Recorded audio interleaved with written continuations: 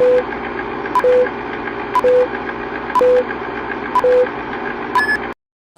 let's talk about sex, baby. Sex is a natural part of life. In fact, the survival of our species depends on it. Yet, there are a vast number of myths and misconceptions surrounding sex and sexual activity that lead to a shockingly common high level of ignorance and lack of understanding or education among many adolescents and adults. Now, let's rewind and take a look at the history of sex ed in America. Until the 1960s and 70s, the goals of social hygiene and moral purity activists overshadowed broader sexual health concerns. The goals of these groups are to prevent STIs, stop masturbation and prostitution, and limit sexual expression until marriage. This said, there were early attempts made at widespread sex ed. In 1912, the National Education Association first called for teacher training programs in sexuality education. In 1892, this same organization had passed a resolution calling for moral education in schools, and the first city attempted to formalize sex ed in its public schools in 1913. Public schools began handing out pamphlets to educate their students on reproduction and pregnancy. Sex ed in public schools has a long and difficult history in the United States, and this was just the beginning. In the 1920s, more comprehensive sex ed in schools was introduced, and later in the 30s, the Office of Education began training teachers and publishing materials. The information provided was still limited. From the 1960s on, support for some form of sex ed in schools began to gain widespread support.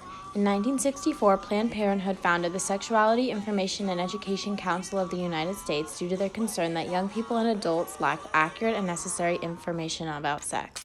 While beginning in the 1980s, a debate started in the U.S. between a comprehensive approach to sex ed versus abstinence-only programs. Abstinence-only supporters believe that teaching about contraception encourages premarital sex, which is a sin in the eyes of some religious conservatives. There have been multiple events in history that have increased the calls for sex education in public schools, namely the AIDS epidemic in the 1980s. While the epidemic prompted sex ed about STIs, opponents of sex ed took this opportunity to emphasize the importance of abstinence and the evils of sex. In 1981, Congress passed the Adolescent Family Life Act, also known as the Chastity Law, which funded educational programs to promote self-discipline and other prudent approaches to adolescent sex. Federal funds were developed by churches and religious conservatives nationwide to keep these programs in schools. The ACLU challenged AFLA in court, calling it a Trojan horse that smuggled the doctrines of the Christian right, particularly its opposition to abortion, to public school children at the public expense, in violation of the principle of separation of church and state. In 1996, Congress attached a provision to welfare legislation that established a federal program to exclusively fund abstinence-only programs. In 2009, the Obama administration transferred funds from abstinence programs to more expansive programs in recognition that evidence-based sex ed programs are effective in promoting sexual health among teens. This was the first time comprehensive sex ed received federal funds, which were used to develop programs we use today, including the FLASH curriculum. In 2015, Planned Parenthood developed an evidence-based program, which has continued to spread. Throughout history, adolescents, parents, educators, health policymakers, and even religious leaders have all been involved in sex ed and its level of completion in public schools. Everyone in society is affected by sex ed because the level of sex ed that everyone has received may help determine their beliefs, choices, experiences, and empathy surrounding all the topics possibly discussed and explained in sex education, such as sexual acts, our bodies and anatomy, consent, and much more. We were inspired to investigate the topic of sex education in the U.S. because of the recent controversial event of Roe v. Wade's possible overturning. Justice Alito's draft opinion sent the country into a frenzy over the future of abortion rights and other human rights that are supported by the 14th Amendment, similar to Roe. There is a strong force of anti-abortion activists, many of whom are ill-informed and lacking education surrounding the topics they push back against. Recognizing the ignorance and fear that comes from this lack of understanding and education is why we wanted to look into the effects of sex ed in schools and how it could positively impact the lives of students and society as a whole. Because of this, we decided to investigate to what extent does a medically accurate and comprehensive sex ed in schools positively affect students' lives and impact society as a whole. First of all, what defines a comprehensive sex ed? Comprehensive sex ed should be medically accurate, evidence-based, age-appropriate, include the benefits of delaying sex, while also providing information about reproductive development and contraception. Comprehensive sex ed should begin in early childhood and continue through all schooling and into adult life. Programs should also teach about forms of sexual expression, healthy sexual and non-sexual relationships, gender identity, sexual orientation, communication, sexual violence, consent, and decision-making. Programs should be relevant to age groups and current times by encompassing the impact popular media and cyberspaces have on sexual health information. The goal of comprehensive sex ed is to support young people's development into sexually healthy and aware adults. Based on extensive research, common sense, and fieldwork, although sex ed in schools can concern parents that kids are being corrupted by exposure to sexual topics at a young age, parents should not have the option to opt their kids out due to its mainly positive impact on people's physical and mental health, both long-term and short-term. Alternatively, medically accurate and comprehensive sex ed in schools must be federally mandated since it directly results in a reduction in sexual health concerns and the empowerment of students in their sexual health choices. Equitable accessibility to this information leads to positive societal change. The reason why this is an issue in the first place is because, unfortunately, throughout history, sex ed has been inaccurate, limited, and ineffective. Since parents are worried that sex ed is bad for their kids and can choose to opt out in 36 states, the issues caused by limited sex ed are perpetuated. In 1914, Margaret Sanger, an activist, writer, and nurse, published an issue of her radical magazine, The Woman Rebel. Sanger was an early advocate for birth control and sex education. She viewed them as crucial solutions to problems faced by the women of her time. In this clip, titled The Prevention of Conception, Sanger asks, "Is there any reason why women should not receive clean, harmless, scientific knowledge on how to prevent conception?" She points out the inequities between classes on access to information regarding sexual health and further argues that even once a working-class woman does find out about contraception, the working woman's purse is thin. It's far cheaper to have a baby. The universal practice of the prevention of conception includes educational and economic barriers. Contraception was too expensive for those who needed it most. More than a century ago, issues surrounding sexual health education began to arise. These news clippings from 1913 were published by the Lexington Herald newspaper about the sex education in schools problem. It presents the difference in opinions between people addressing sex ed's application in schools. On one hand, Dr. Hugh Cabot, a distinguished physician of Boston who was one of the leaders in the demand for sex instruction in schools, declared that the policy of silence and punishment as practiced in the past had failed. He suggested education rather than punishment as a remedy for quote-unquote social evils, and explained that sooner or later they would come to realize that teaching the comprehension of the sex instinct is the function of the public school. On the other hand, there are many educators and physicians who perceived a danger in sex instruction in schools. Dr. Tierney, who was president of Woodstock College, Maryland, expressed his fears, stating sex instruction was apt to put forward by some years the time of suggestion and temptation, and that safety lies in diverting the attention from sex details. These clippings also explain that when it comes to the question of what part the public school should play, the ideas range from a detailed plan of sex instruction beginning in elementary schools to the determined opposition to any form of sex ed. While this article was still fairly restricted in its view of how broadly sex ed should be administered, it provides us great context for the beginning of the debate about sex ed. There hasn't been a clear answer for how to approach sex ed in schools for a long time, and there are many misconceptions such as sex being a social evil. Incompetent sex ed persisted throughout the 20th century, as is clear in these clips from multiple sex ed videos that were shown in schools and elsewhere in the 1950s. It gives us a great example of some of the information that was provided to adolescents about sex and sexual health in the mid-20th century. Round with the beginnings of a bosom and the start of a real waistline and hips. And hair is beginning to grow in different places, pubic hair and underarm hair. Yes, Anne? Miss Jensen, what about dancing? Can you when you're menstruating? Yes, you can, with moderation. In fact, you can do most of the things you usually do. You can bathe or shower as long as you use warm water. And you can wash your hair if you're sure to dry it quickly.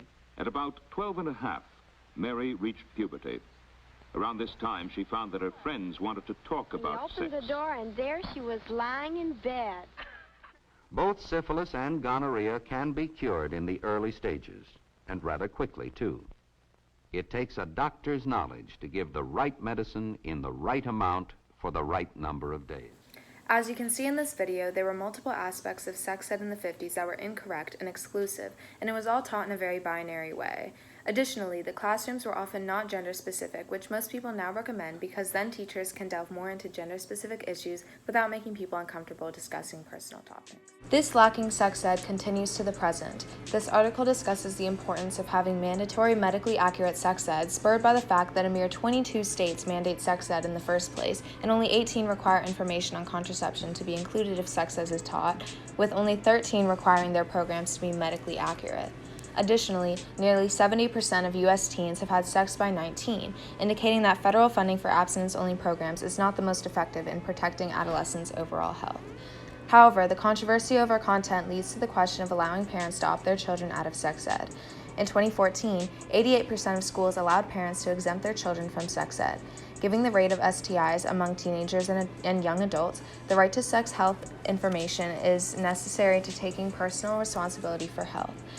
U.S. sex education is spotty, abstinence-only programs are still common, and only 9 states mandate inclusive discussion of sexual orientation. Sex ed was and clearly continues to be inadequate for teaching adolescents accurate and helpful information about sex. The reason why comprehensive and accurate sex ed is necessary is because it reduces health concerns in teens and improves both their physical and mental health long term. Being taught accurate and comprehensive sexual health in school can reduce rates of STIs, teen pregnancy, sexual abuse, and abusive relationships. Looking at the effects of sex ed purely from a medical standpoint, the sexual health of teens is greatly improved with a comprehensive sex ed. And we found the benefit of having mandated sex ed or access to sex ed, at least if it's evidence-based and appropriate curriculum, can increase birth control and condom use when folks are sexually active, can increase folks' ability to say no to sex, can get and use condoms correctly, which is really important. You know, STD rates right now, especially among young people, that are at a historic high. Yeah. Understanding birth control, how to get it, having a positive attitude towards birth control, and respecting other people's decisions to have sex or to not have sex. Yeah. Statistics further prove how comprehensive sex ed is improving teen sexual health. This 2019 graph shows that adolescent births decreased with an increase in spending on more comprehensive sex ed, but not with an increase in spending on abstinence-only education. This indicates that comprehensive sex ed is effective in decreasing adolescent births. Not only is extensive sex ed effective and beneficial to health, but people also want to be more informed. Having accurate information from a young age better equips people for future situations. The social change brought by sex ed is a welcome one in many cases. The video you are about to see features 30 Amaze youth ambassadors ages 10 to 17 who discuss the sex ed they want to have in their schools. We can see in this video that kids are open to learning, they just need to be engaged with the content. And one thing I think educators should know about young people is that everyone has different experiences, and so some parents are less lenient about what they tell their kids about sex ed, and so it's really kind of varies. And so some kids have different knowledge in sex ed, so they should kind of be aware of everyone's different level and social status. In a recent survey by Cal Exotics, it was revealed that sex ed had significantly lagged over the past several decades, leaving adults today uneducated and misinformed about sexual health, showing the detrimental effects that a lack of sex ed has on people into their adult lives. It also discusses the impact of the media on people's perceptions of sex, which can be harmful and implant unrealistic expectations and toxic standards surrounding sex and relationships. All this said, sex ed in schools does raise parental concerns that kids are being unnecessarily exposed to sexual topics from a young age. These parents often believe that sex ed will encourage sexual behavior earlier on and that this will lead to more teen pregnancy. This is often fueled by a belief that premarital sex violates their religious customs. This infographic from a supplemental psychist report discusses the role families should take in sex ed. The document is based on the premise that parents should be the primary sexuality educators of their children, which offers a different perspective on our topic, which is mainly focused on sex ed in schools. This political cartoon is indicating the view that there is too strong of a push for sex ed, exposing kids to topics when they are too young to understand. This shows the argument that kids may be confused when presented with a bunch of sex ed information at a younger age, and highlights the concerns of parents that their kids will somehow be distraught.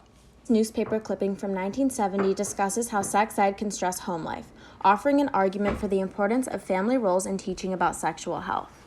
Relying on parents and non-professionals as the primary sexual health educators can lead to inconsistencies in the information being conveyed to children. While parents can offer important advice and emotional support, for medically accurate information and for those whose parents may not be accepting of their full identity, having sex ed in schools is crucial.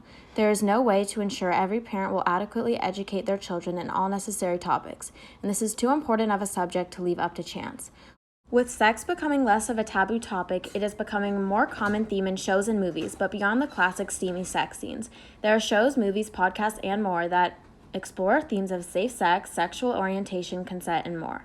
Stuff like this is a great supplement because it reaches the target audience, but it doesn't dismiss the need for sex ed in schools. Through our examination, we have concluded that although sex ed in schools raises parental concerns that kids are being unnecessarily exposed to sexual topics from a young age, parents should not have the option to opt their kids out since it still has a majority positive impact. Instead, medically accurate and comprehensive sex ed in schools should be federally mandated since it directly correlates with a reduction in sexual health concerns and the empowerment of students in their sexual health decisions. Equitable and widespread access to this information leads to positive societal change.